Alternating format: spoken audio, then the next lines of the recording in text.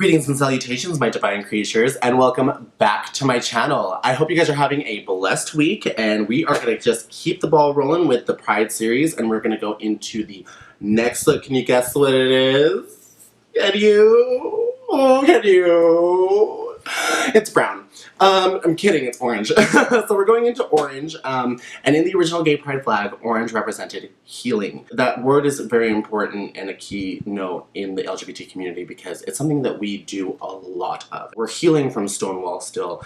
We're healing from being shunned by our church, being shunned by our family, being shunned by our society. We're healing from different things that happen in our everyday lives. 3 years ago, something that happened just recently to our community is the Pulse shooting, and we're healing from that. So it's something that keeps our community going. So we'll be doing an orange look today, and it will be a solemn look today. It won't be something as pretty or glamorous. It is a look that I found on the internet, something that I wanted to do to kind of represent a little bit of sadness, because I will be talking about the Trevor Project and I will be talking about suicide prevention as well. The look that I'm going for, I will post the picture right here. Also link that in the description below so that you guys can see what I'm being inspired by. This look will be a replica, so it will be something that I'm going to replicate, but instead of the colors that you see in the picture, I will be using the colors orange. The picture basically represents a lot of what we go through individually. Sometimes our mask is something that we put so much effort into, and that mask may look happy, that mask may look like you're put together, but at times what hides behind that mask is fear, it's anger, it's sadness, it's loneliness, ostracism,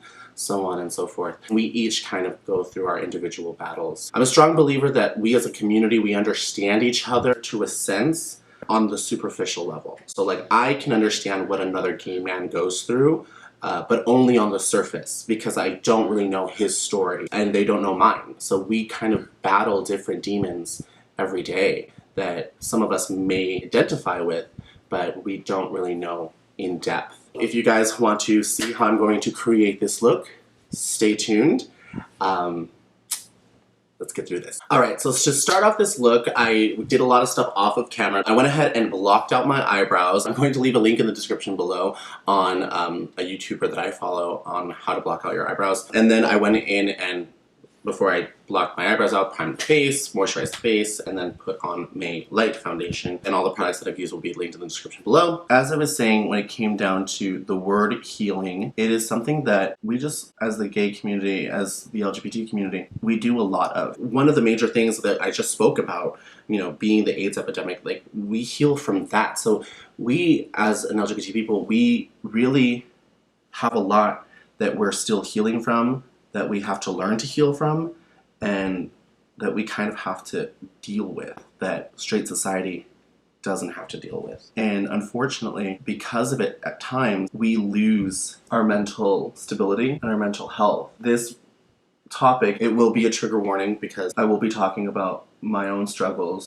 and my suicide attempts. One of the reasons I really push on unity as a community is because we are the ones, again, who understand each other. Maybe we don't need to understand each other completely, but we are the ones that know what we're going through. And so instead of trying to, like, I'm gonna go in with the James Charles palette, and I'm gonna go in with this orange color. And the reason I'm talking about the Trevor Project when it comes to orange is because that is the color of their logo. We as a community need to stand with one another. If we have war within our own community, we're not going to get to what we want if we're fighting with each other when we should be fighting the enemy. The one monster that we all have in common, I believe anyway, is our inner demons, and our inner demons really kind of eat away at us. Suicide in our community is actually one of the second leading causes of death within our community, especially within the age bracket of 10 to 24. It's something that really sometimes isn't spoken about a lot, and there are organizations out there that help with it, but I feel like it should be something spotlighted a little bit more. In a national study, it does show that 40% of trans people have attempted suicide in their lifetime, and 92% of those people have attempted it before the age of 25. This subject is going to hit home a lot for you and for me, because a lot of the causes of us feeling as though we're not good enough or we're not even worthy of love is the fact that we are shunned by society, the fact that we're shunned not just by society who are strangers, but our family. And it can really cause someone to spiral. We forget at times the power of words. I was raised Latter-day Saint, and I am still a practicing Latter-day Saint. A lot of people may not believe that, and that's going to be a whole different video. But being raised that way, I myself have attempted suicide against my own life. It's a dark abyss that sometimes you really can't help someone get out of. Being raised Hispanic, you're supposed to be a man's man, you're supposed to be masculine, and if you're not that, you're not worthy of anything else. I've attempted against my life many times. The first time was when I first came out, and I didn't want to be alive because I was raised, as I said, LDS, and I believed in God and I believed in a lot of things that I was told, and because I was told, like, I'm an abomination, I felt like, well, if I can't live my truth, and if I do live my truth, and because of it God hates me, what purpose is there to live? Luckily, I'm still here. My second suicide attempt is really kind of what, and I'm not saying that those feelings are gone completely. That's how I got my first DUI. I was at home, and I just had come back drinking with a friend, and I was at home and I was feeling alone. I was feeling upset. Long story short, too late. I got into my car and I tried to drive it over a cliff, but I got into an accident. Luckily, no one was hurt. And I woke up and my family and friends came to see me. And that really kind of helped me to put things into perspective, because here I am laying in a hospital bed, alive, and here is my family surrounding me. What if they were surrounding a casket instead? And these feelings are things that I kind of still fight because of events that have happened in my life that, you know, I'm the cause of. I don't blame anyone for stuff that has happened. And my friends have heard me call myself trash. They've heard me be very harsh on myself. At times, they try to make me feel better. That's one thing about suicidal thoughts and depression is, like, you can try to help someone come out and look at this in a positive light, but at times that's not enough. It's difficult, especially when you're someone who's helping a friend deal with this and there's not much you can do. I've just been going in with darker colors to add dimension where it needs to be, and then the lighter colors to help blend. One of the organizations that really helped me go through a lot of this is the Trevor Project. The Trevor Project was founded in 1998 by 3 individuals. I'm going to link who they are in the description below, and then you'll see them on the screen as well. It was founded in 1988. They were the creators of the award-winning short film, Trevor. And Trevor is a short film that was released that basically follows a young boy. I won't spoil it too much for you because I would rather you guys go and find the video and watch it. It will be linked in the description below. But essentially, it shows him going through suicidal tendencies and suicidal thoughts. It's a really great short film. And as I said, the Trevor Project is the leading national organization providing crisis intervention and suicide prevention. Their services are just wonderful, and a lot of the services that they offer are just, they're things that can really help someone. They're one of the reasons I'm still on this earth today. A lot of the services that they offer, they focus a lot on the youth because suicide usually happens a lot in people's youth. So they are targeting people who are around the ages of 10 to 25. So one of the services that they offer is called the TrevorLifeline, and it's a 24-hour hotline that is free of charge. And they will have a trained counselor take your call and kind of help you through your crisis. It's completely confidential. One of the other services that they offer is called Trevor Chat, which is where you can IM one of the counselors.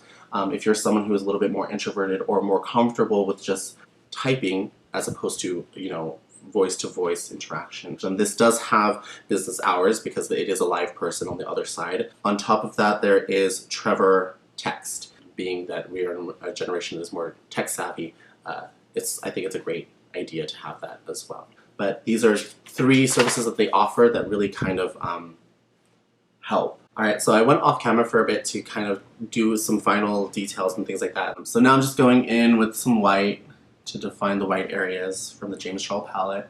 Back to speaking on the Trevor Project, so those were a lot of the services that they offer. They're a huge part of the LGBT community when it comes to, like, really helping with suicide prevention. if you're out there and you're dealing with this, just know that I'm someone that you can reach out to. You can message me here, comment below if you need someone to talk to. You definitely can find me on social media, WilMonroe909. That is my YouTube channel, my Instagram, and my Snapchat. So one of the things that they offer is the Trevor Lifeguard Workshop, which is an online workshop that you can take. It basically gives you an introduction onto how to identify suicidal tendency signs and how to stop them, how to kind of approach something with respect and not accuse, not bombard them. Another things that they offer is called the Trevor Care Training. That is an in-person workshop that, again, they're based in Los Angeles, but you can go and take, and they will teach you ways on, in person and in depth.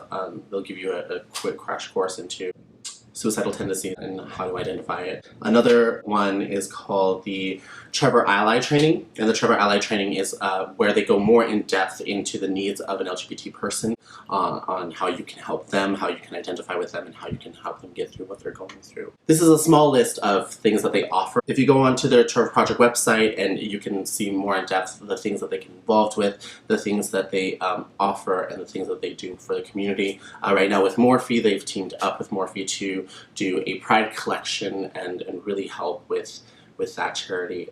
This is an important organization to the LGBT community because it's really helped a lot of youth. In the original photo, it goes down into the cheek with a blush. I'm just gonna go down with some yellow. We need to be there for one another because Lord knows at times our families aren't there for us. Lord knows at times, you know, society is not going to be there for us. Lord knows at times the Lord's not going to be there for us. It's not fun to feel like you're surrounded by darkness and there's no way out. I may not be able to do a lip, honestly, because my beard's in the way. Hi, Mr. Beard. Awkward silence. Gay baby! Woo! You ever heard that? There's an awkward silence, a gay baby is born. So continue the awkward silences so we can take over the world. Alright, so I'm gonna go ahead and finish these lips off camera and then maybe do a final touch, but I mean, essentially I'm almost done, so I will be right back. Alright, you guys, and this is the final look. Like I said, this is obviously a little bit more of a heavier note video, and I wanted the look to kind of reflect that. We each have something that we're going through, and at times maybe we don't want to talk, at times maybe we don't want someone to know. But know that there's always someone who's willing to listen. Whether if it's not someone that is someone close to you, I'm here. I'm here to listen. I'm definitely here to make sure that people know that they're divine creatures, because you are. If you guys go ahead and look up the Trevor Project, look up all the beautiful things that they do for the LGBT community. Everyone stay proud, stay happy, and stay fabulous. I love you.